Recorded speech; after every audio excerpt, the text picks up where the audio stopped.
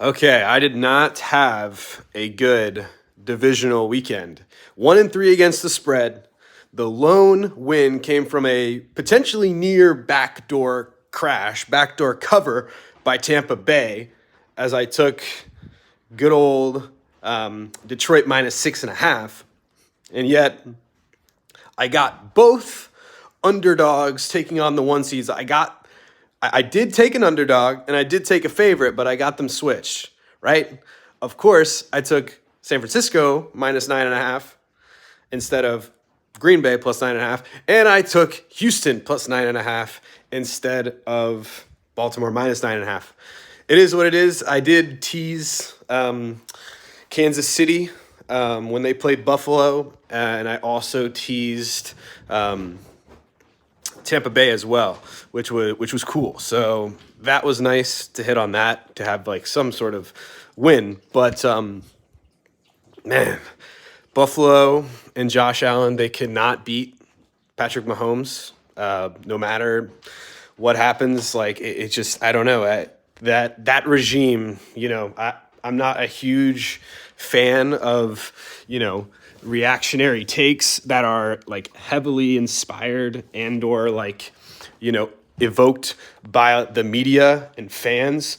But I can understand, and I could get behind firing Sean McDermott, just because, this is 4 times in a row, but 3 times to one opponent. And you're so close, which is why you can make the exact counter argument. And I could get behind that as well, as like McDermott's a great coach. He is a top 5 coach, but goddamn, you can look to Tony Dungy and John Gruden. You can look to countless coaches, right, that have been fired after having a lot of success. Andy Reid, Doug Peterson. In some aspects, I know he kind of fell apart there. But either way, Kansas City moves on. Green Bay, wow, they played the Niners tough. Shout out to the Niners. I think the Niners showed you and their cynics why that they should be the favorite in the NFC. And in my opinion, among the favorites for the Super Bowl. Because not only, we've seen them blow people out. That's fine. That's established. We know the firepower they have. But Brock Purdy came from behind and really showed a lot in that game against Green Bay. A game-winning drive. Shout out to Green Bay. Wow, what a season they had. Who would have thunk it, right? And I'm really excited to see how they perform next season, because they are incredibly – they have an incredibly bright future ahead of them. But Tampa and Detroit, I actually didn't get the chance to watch the game. I didn't end up watching. I watched the full game. I watched the condensed version. So I watched play for play, but I actually didn't get to watch it until Friday. So I went 5 days without watching one of the divisional round playoff games. That's crazy. But that was an interesting battle that started out kind of like a defensive showdown a little bit. And then the offenses really came to life towards the end there. And, the game got relatively high scoring. And it's crazy to see the Lions playing for the Super Bowl. That's unreal to me. But they ultimately beat a 9-win Tampa team that got an all-time dud of a performance from the Eagles. Seriously, the Eagles and the Dolphins, they both were so fucking bad. At least the Browns were competitive for like a half, holy shit, they were bad. Anyway, enough window dressing. So, Baltimore hosting Kansas City. The line has moved to 4 in favor of Baltimore, which is, I get it, because Baltimore is the 1 seed. They have a really great record. I think they're 13-4. They haven't played the Chiefs in a while, actually, since 2021. It's been a long time. But they did have a pretty decisive win over the Texans, despite, in my opinion, that game more or less being a result of the Texans kind of, I feel like in that 45-14 win over the Browns, they exhausted all of their energy and all of their just ability to execute and play above themselves. And like the fact that CJ Stroud won his first playoff game is unreal. Like that this is the biggest win you could have possibly expected, other than obviously like winning the Super Bowl, which is ridiculous. Making the playoffs is insane. You know, the Texans are in an unbelievable spot, but I don't necessarily value that 24-point win over the Texans the way some people may. This line started at 3, and so it's moved to 3.5, then to 4. I would have expected the opposite, or I feel like it should have moved in the opposite direction. I think Baltimore is playing well. They're still a really good team. I think they are the better overall team, pound for pound, player for player, although Kansas City's defense is very, very good. I still don't know how much I trust Lamar Jackson. He played well, and Houston did have a scrappy little defense there. But again, it was kind of one of those situations where they kind of ran away with the game late, because this was a 10-10 game at halftime. But Houston just could not do anything with the ball. And, the Ravens are still a very good team. So, I mean, there's only so much opportunity and so many times that you can get away with going 3 and out, or having a big penalty at a bad situation or a bad time, and just, capitalizing, or, keeping the game close by, not advancing the ball, not scoring, not really doing anything. Like, it literally reminded me of the video meme of SpongeBob pointing at his pet rock, telling it to do something when it's just going to sit there. It's just a pet rock. It's not going to make any forward movement. The Ravens ended up scoring 17 fourth quarter points to win 34-10. So, I mean, the game is lopsided as hell, but I don't put as much stock into it. Again, I think the Ravens are still a good team. I'm not trying to discount them. And by no means do I think that Lamar is at the point from like a confidence and just playoff expectation performance level, like what you could reasonably expect and what you can reasonably predict, where he was like his first year or his second year MVP season when he was in the playoffs, when he legitimately just was bad. Like, it was like Andy Dalton levels of like, holy crap, how do you regress? How do you shrink? The Ravens have beaten plenty of playoff teams. They beat the 49ers. They beat the shit out of the Bengals. They beat the Browns. They beat so many elite teams, absolutely manhandled the Dolphins, right? Like, blew out the Lions, right? They shut them out or something, like 38-3 or something, like something just ludicrous. They're a really good team. But Kansas City, on the other hand, man, the receivers, I mean, Marquez Valdes-Scantling had a nice little catch, but I'm going to keep it a buck with you. Patrick Mahomes is so goddamn good, and/or the Bills are succumbing to yet another kryptonite. Previously, it was Tom Brady. Literally did not necessarily matter how well or just really what the circumstances were. The Bills could just never beat Tom Brady for whatever reason. When he was even on the Bucks, they lost to him in the one time they played him, even though I think the Bills had the better team. I don't really feel that way with Patrick Mahomes and the Bills, because the Bills have shown a pretty consistent, ability to beat them in the regular season, which is something, and it's always in freaking Arrowhead. But for the third year in a row, the Bills drops to the Chiefs, and the Chiefs, they really played their A game, all right? The defense wasn't great. The Bills rushed for almost 200 yards, so I can see why, that may cause some alarm and a little bit of apprehension regarding the Ravens, obviously, because it's, Lamar Jackson. But they really stepped up when they needed to. And again, I mean, the receivers didn't really step up, though, because, I mean, Mecole Hardman had that fumble, which was really their lone mistake all game. And it was a big mistake. I mean, it legitimately took 7 points off the board for the Ravens and almost cost them the game because I believe that was the drive that led to the Bills missing the field goal. So, because that would have put them up by 10. But Mahomes was incredibly efficient, right?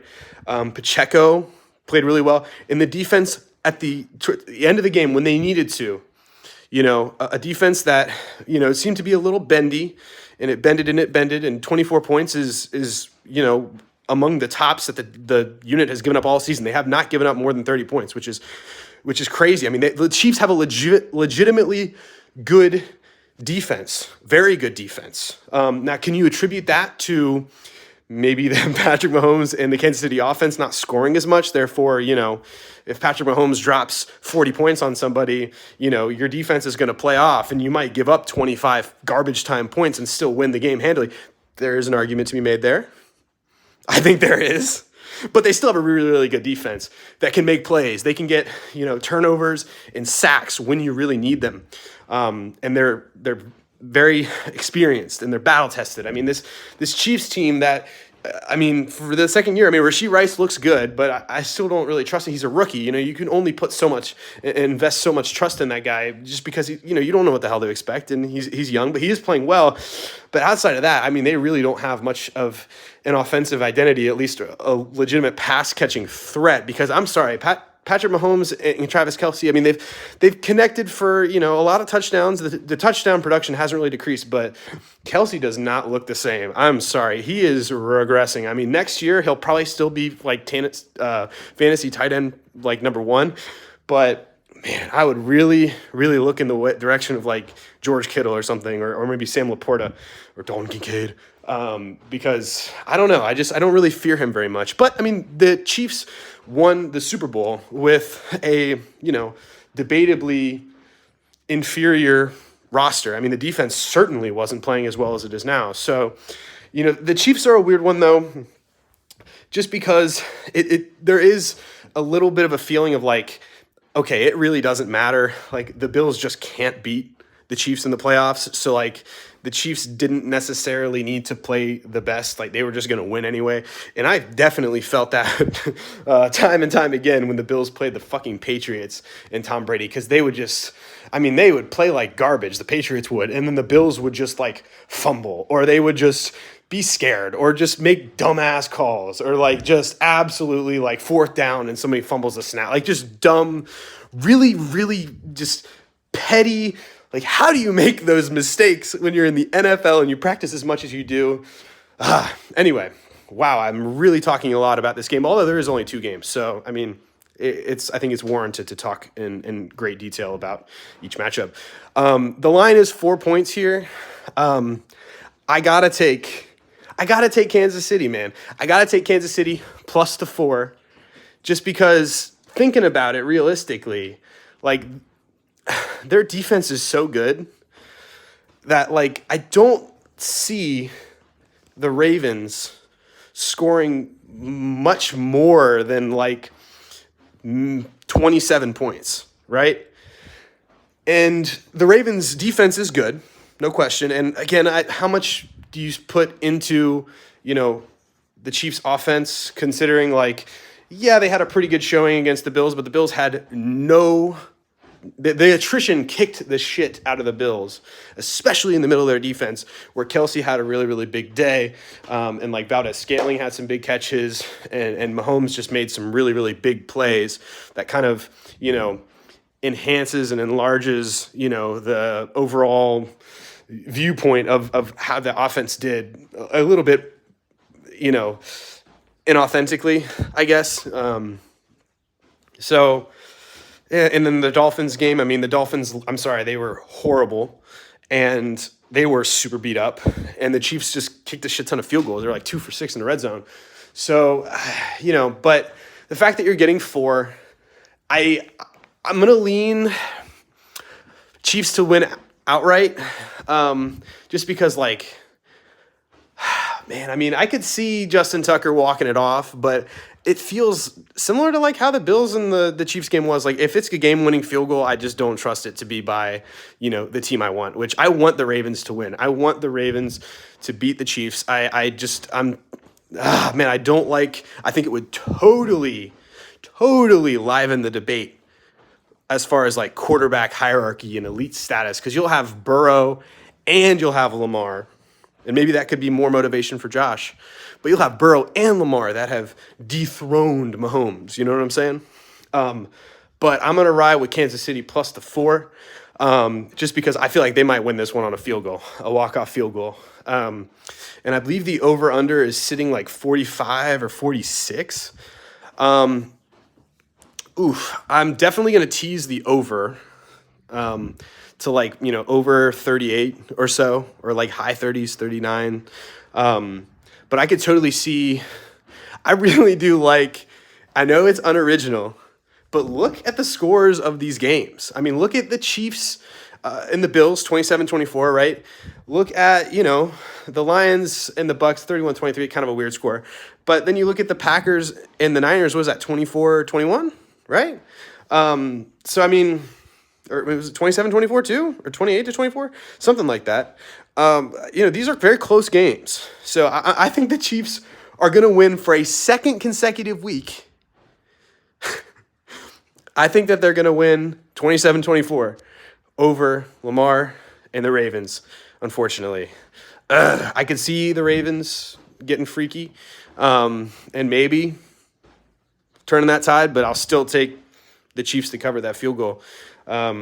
Definitely teasing the Chiefs. I think anybody not taking like double-digit points for Kansas City is crazy. And I just don't see, the Chiefs' defense is so good. And, Patrick Mahomes in that offense. I mean, Pacheco's starting to get going, and Rashee Rice, and I don't feel like it's as much of like, oh my God, you can't trust this offense, and like, good God, like it's just not going to work. They're going to drop passes. They're going to do this. They're going to that. They're going to sabotage the entire game. I don't think that that's going to happen. So I just can't see that this game is going to be decided by one score. There's just no way. So yeah, 27-24. Chiefs is my prediction, and this motherfucker's going back to the Super Bowl. Although I hope, and I do think there's a little bit of bias and a little bit of like just Patrick Mahomes in the playoffs is like I bow down and I just get on my knees and just assume that he is going to go to the promised land, and if he loses, it's a surprise. You know what I mean? Like he is just the favorite. He's all reliable, and I feel that way, and especially considering the Ravens don't have the greatest playoff, track record. And again, I don't put a ton of stock in that win over the Texans because, again, the Texans they had the freaking second overall pick this past season. I mean, they're freaking partners. They're, the team that they both started their rebuild at the same time. The fucking Panthers are the worst franchise. They're in the worst situation I've seen any franchise in my entire life watching football. So, like, I don't know how much I really, really trust the Ravens. But anyway, I'm talking a lot about this game. On the other side, we've got the San Francisco 49ers hosting the Detroit Lions. The Detroit Lions are a game away from the fucking Super Bowl. That's insane. And they did it with Jared Goff in a below average defense. Like, what? Don't get me wrong. Now, David Montgomery and Jahmyr Gibbs, I mean, can you find me a better duo in the league? A better backfield duo? Or are you going to say like Kenneth Walker and Zach Charbonnet, or Tajay Spears and Derrick Henry, or Najee Harris and Jalen Warren is one that I could entertain that. That's probably one of the best. Zeke and Ramondre Stevenson. Zeke had actually a pretty good end to the season. He's definitely gonna keep a significant role, I think, in whatever offense. I think he's still with the Patriots. Anyway, Gerard Mayo's got plans for Zeke. He's gonna keep feeding him. Anyway. I do really like the 1-2 punch they have in the backfield, though. Jahmyr Gibbs is looking really, really good, and he played incredibly well this past week. And, Jared Goff, I mean, hear me out. Jared Goff, obviously, he's been to a Super Bowl. He played horribly in that Super Bowl, and he arguably shouldn't have got there because, that was the infamous Nickel Roby-Coleman pass interference call that somehow inexplicably was not called and forever alters the history of the NFL because it gives Tom Brady another Super Bowl ring, and it takes away a potential Super Bowl ring from freaking Drew Brees. That would have helped with his legacy. Could you imagine we could have gotten a Tom Brady and a Drew Brees Super Bowl? We end up getting a playoff game of the exact scenario 2 years later, and it was pretty bad because the Saints melted down. And the Bucs won the Super Bowl. Wow, look at that. That was a complete diversion. The Lions defense, though, is really where I am concerned. And also, God, I just don't get me wrong. I like Dan Campbell. I mess with him. He's cool. He's passionate. Me personally, I love someone who's passionate about something. You know, when you can really see their care and this the energy that they're putting into something.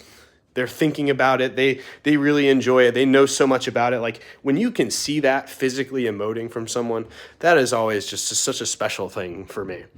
But God, man, he makes some aggressive, like, bro, what the fuck calls. Like, obviously the Cowboys 2-point conversion game. Seriously, what the fuck? Like, you know, why? And again, it didn't necessarily hurt them because I don't necessarily think they weren't going to get the 1 seed anyway.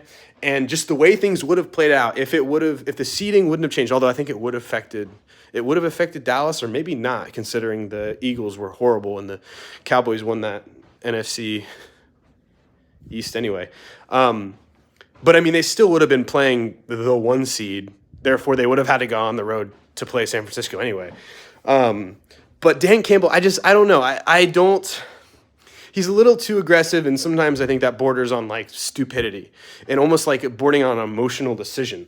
And I just I don't know about that. Nor do I really trust Jared Goff going up against kind of a I don't want to say pedestrian team, but like I feel like Jared Goff is okay unless he's playing like a 1 or a 2 seed. You know what I mean? Like if Jared Goff had a really nice game against the 7th seed Rams or the 6th seed Rams, whatever the hell their freaking playoff seeding was. I think they were 6th seed. And he had a good game against the 4th seed Bucks. But like against the Ravens, who he played before, who are a 1 seed, they looked absolutely terrible, you know? And against like the Niners in the past, they had his fucking number like every single time. Like you can go back and you can look in 2021, 2020, 2019, even in those years, like 2020, the Niners weren't even that good, but they would always have their fucking way with Jared Goff.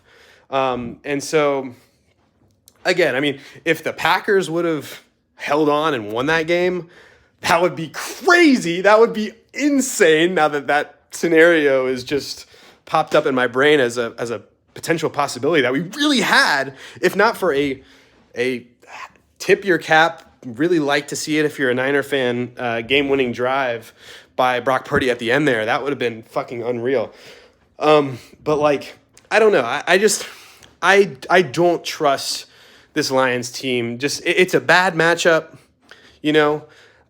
I think that their coach, Dan Campbell, you know, like I said, that aggressive. I feel like there's going to be a head scratching, like why are you doing this, bro? Type of situation. Like there were a few this past week. I mean, and the Bucks just didn't take advantage. Like that first red zone trip, pass should have been intercepted by Goff anyway, but they dropped it and they went for it on fourth down and they didn't get it. And it was like, well, I mean, you shouldn't have gotten the opportunity in the first place because he should have picked it off. And then, you know, you kind of vindicated, I guess. But I don't know. I don't trust. I think there's a huge coaching mismatch, although I do like Dan Campbell. And I think that he is a great coach and it's great for the city. But it just seems like this is where, you know, this is where things kind of stop, you know. And this is normal. I mean, it is not abnormal for, you know, the top seed to, you know, decisively beat and take care of, you know, the 3 or 4 or 5 seed that managed to, you know, sneak into the conference title game. I mean, you can go back and look at the scores of a lot of these games. I mean, good God, how many times did we see Tom Brady, granted, different team, not comparing Brock Purdy and the Niners to Tom Brady, but in the Patriots. But I mean, yeah, think about the Packers and the Niners NFC title games, you know, where Raheem Mostert just went absolutely ballistic. You know, and like I said, Tom Brady used to do it to the Steelers all the fucking time and the Chargers all the fucking time, you know, because I just feel like, yeah, while the Lions do have the ability to run the ball, I wonder if, you know, let's say early on they're stopped and they're met with a, you know, 4th and short from their own, you know, 35, and Campbell says, fuck it, go for it, and that backfires, and then they're behind the 8 ball, and then they're having to throw to get back in the game, and just, they don't have a very good defense. They have by far the worst defense of the 4 teams left, and it's not even fucking close. You know, it's nothing but top 10 defenses with Kansas City, Baltimore, and San Francisco. Meanwhile, Detroit's is like the 20th ranked defense. It's not good, and you've seen them get gashed, and they have done a good job. Ben Johnson and them. Ball control is a significant advantage and assistance that they can give their defense. But the Niners have a really, really good defense. And, you know, I really am looking forward to the matchup of the offensive line of Detroit, which has been a strength. I believe Ragnar, their center, may have gotten hurt. I don't know. I don't remember. But, I mean, their offensive line has been great. I mean, they did really well against Aaron Donald and that bunch. And, you know, they are the reason why they ultimately were able to break away and really kind of blow that game open against the Bucs this past week. But like, I don't know. Deebo Samuel is also supposed to play. And again, the Niners, they showed you a lot last week, right? You know, it was a close game, and that's not something that's pretty typical with Brock Purdy in this bunch. I mean, it seems like it's either they blow you the fuck out, or, you know, there's a rare opportunity where they themselves get blown out, or they just lose these close games. You know, some of it is just bad luck because of the kicker, more or less, like against Cleveland. But I mean, you know, they lost against like Minnesota. Like they've lost numerous games just because they just weren't able to not play successfully and consistently unless they were up by, you know, 7 points or 14 points or however much, which, I mean, they did time and time again. I mean, how many times did they just dismantle somebody, drop 40, and you're like, fuck, you know? They're getting their hedge is a 7.5 point favorite, which is pretty big for, you know, the playoffs, for the NFC title game. And it's not like the Lions are a wild card team either. You know, the Lions have played pretty well, but again, I think that bad defense and just not a super trustworthy passing attack, not necessarily a passing attack I want to be in catch-up mode. You know, I mean, if they're able to control the game and maybe make a turnover, or maybe that 4th and 2 from the 35 pays off and they're able to go up 7-0 and take control, that's where they really, I feel like, are in their element. But I just don't think that's going to happen, you know, because again, the Niners, while this past week they came from behind and they lost Deebo Samuel, and things really started to kind of slow down in terms of like, you know, this is an offense that if you're stopping them, like that's unexpected. And that's not something that you should, you know, feel is like a great possibility every time they're on the field. They were very human. They were very normal. And I mean, they still scored like 24, 27 points. So, I mean, it's not like they won, you know, 17-14 or something. But, you know, you saw Brock Purdy when he had to play from behind, and he got it done. And, you know, it was kind of rainy. And again, Deebo Samuel is out, and this offense it's a different beast when he's not in the game, just straight up. He's supposed to play this week. And so for that reason, I think this could be ugly. This could be an ugly game. This is quite literally the opposite. I could see, I mean, maybe the Lions win. And if the Lions do win, it's like, are they going to win on a last-second field goal or something? Or like maybe like an aggressive 2-point conversion? Maybe. But I don't think so. I don't know. Everything in my heart, especially considering, like, come on, we've seen the Lions lay some eggs. Like, did we watch them against the Bears? Did we watch them against the Packers? We watched them against the freaking Ravens, like when they got absolutely dog-walked. Like, I don't know. To me, this game feels like, I want to say like 34-20, I think is a pretty fair assessment. 34-23, it's going to be at least 10 points. I'm taking the San Francisco. They are going to the Super Bowl. I'm thinking this is going to be a San Francisco versus Kansas City Super Bowl, and what a matchup that will be. But yes, I will absolutely take the Niners minus the 7.5. And I don't think I would I'm not teasing